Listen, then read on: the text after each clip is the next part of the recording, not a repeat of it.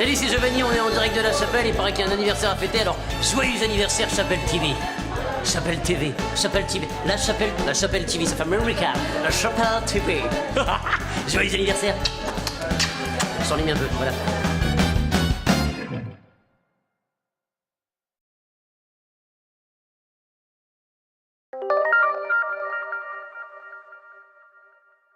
L'espace Nelson Mandela vous présente, samedi 24 novembre à 20h30, un fusil à la main.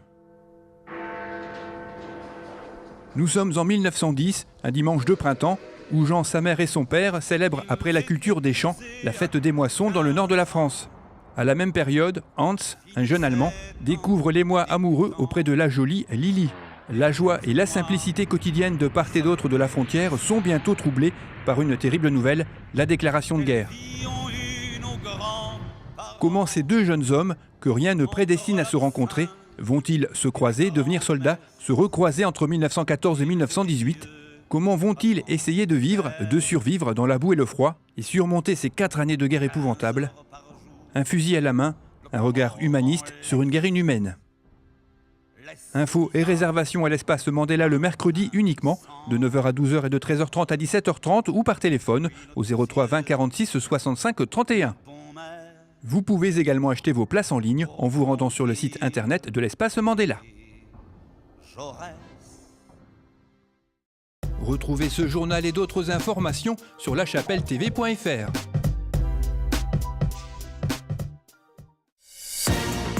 Bonjour et bienvenue dans l'édition du 9 novembre de La Chapelle Info. Un poney pour développer motricité et équilibre, une technique utilisée par l'association Milien Loisirs. Et pour finir, une espèce d'amphibien découverte sur notre commune inquiète les spécialistes.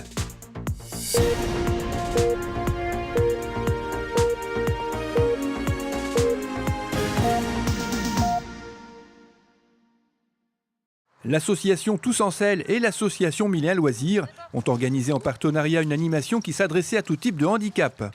Basée sur le développement de la motricité et de l'équilibre, elle fait appel à un poney. L'animal apporte détente et anti-stress et les résultats sont visibles très rapidement. Alors non seulement on arrive à constater une différence avant et après la séance, mais on la constate très rapidement. Là aujourd'hui, on fait un tout petit parcours. La première fois c'est délicat, la deuxième fois déjà ils y arrivent très bien, la troisième fois on peut rajouter une difficulté déjà supplémentaire, alors que encore une fois ce sont des personnes qui ont vraiment une motricité qui est difficile, d'ouvrir les mains etc. c'est difficile. Au bout du deuxième passage déjà c'est réalisé pour eux.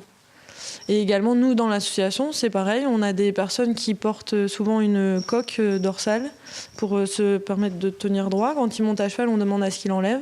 Et au bout de 2 séances, on a un jeune adulte de 22 ans qui ne porte plus du tout de coque et qui l'enlève aussi au quotidien parce que le cheval permet de mobiliser des muscles qui ne sont pas mobilisés au quotidien par la personne. Le cheval permet également de travailler sa relation aux autres et de développer le lien social, ainsi que d'apprendre à mieux gérer ses émotions. Pour plus de renseignements, vous pouvez contacter l'association Tous en Selle, dont l'adresse du site internet apparaît en bas de l'image. Une espèce très invasive d'amphibien a été découverte dans la mare du futur espace vert situé rue Vigneron. Il s'agit d'un anour de la famille des pipidés, capable de se reproduire plusieurs fois dans l'année. Sa présence inquiète les spécialistes. Elle mange tout ce qui est comestible dans une mare, c'est-à-dire qu'elle peut manger aussi bien les invertébrés, les petits vertébrés comme les têtards, les poissons, tout ce qui tombe à sa portée en fait.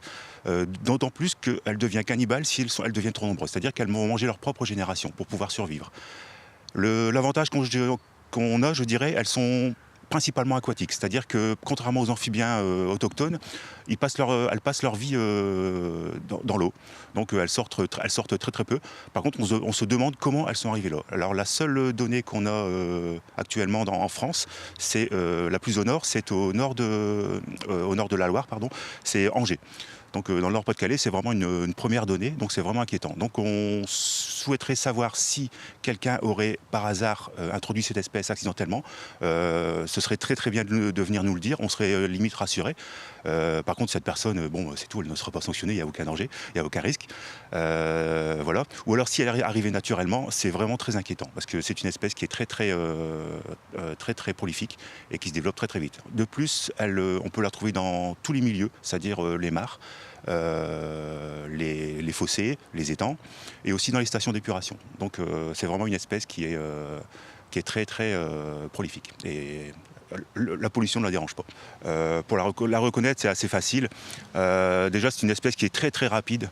Les pattes de devant sont toutes petites, ils ont des tout petits yeux noirs sur les côtés, et par contre les pattes arrière sont très véloces, c'est-à-dire qu'elle est capable de nager très très vite.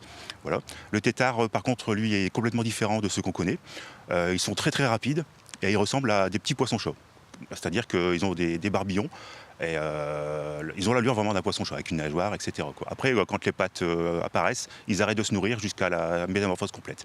Et ensuite, ils commencent à se nourrir et au bout de quelques temps, peuvent se reproduire. Donc je fais appel à la population pour savoir si par hasard ils auraient des mares chez eux qui pourraient contenir cette espèce. À ce moment-là, il faudrait me contacter. Alors je vais vous donner mon numéro de téléphone, donc c'est le 06 60 77 46 72.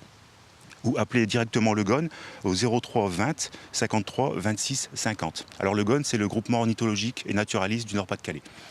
Ils suivent l'espèce avec moi. Donc si vous voulez, vous m'appelez, je vais venir vérifier si c'est vraiment cette espèce, et à ce moment-là, soit je les recontacterai ou vous le ferez par vos soins. Voilà. La situation est plutôt préoccupante car on ignore comment sa présence va évoluer.